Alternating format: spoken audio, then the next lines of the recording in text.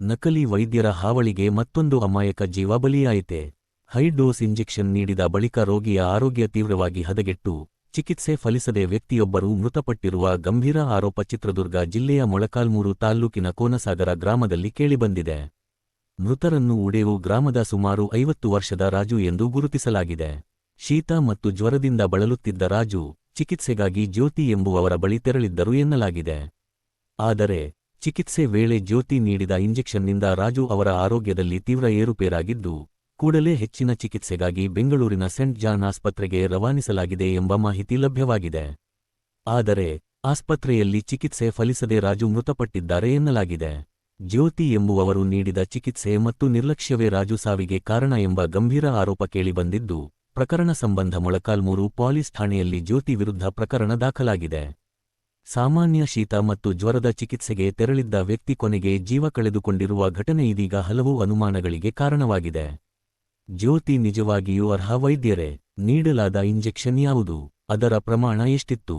ಚಿಕಿತ್ಸೆ ನೀಡಲು ಅಗತ್ಯವಾದ ಪರವಾನಗಿ ಮತ್ತು ಅರ್ಹತೆ ಇತ್ತೇ? ಈ ಎಲ್ಲಾ ಪ್ರಶ್ನೆಗಳಿಗೆ ಪೊಲೀಸ್ ತನಿಖೆಯಿಂದಲೇ ಸ್ಪಷ್ಟ ಉತ್ತರ ಸಿಗಬೇಕಿದೆ.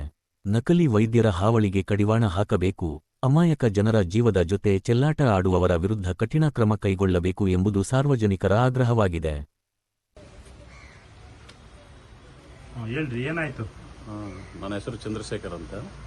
ಅವರು ನಮ್ಮ ಭಾವ ರಾಜ ಅಂತ. ಅವರು ಸಮ್ ಇಲ್ನೆಸ್ ಆಗಿ ಒಂದು RMP ಡಾಕ್ಟರ್ಗೆ ಹತ್ರ ಹೋಗಿ ಇಂಜೆಕ್ಷನ್ ಮಾಡಿಸ್ಕೊಂಡಿದ್ದಾರೆ.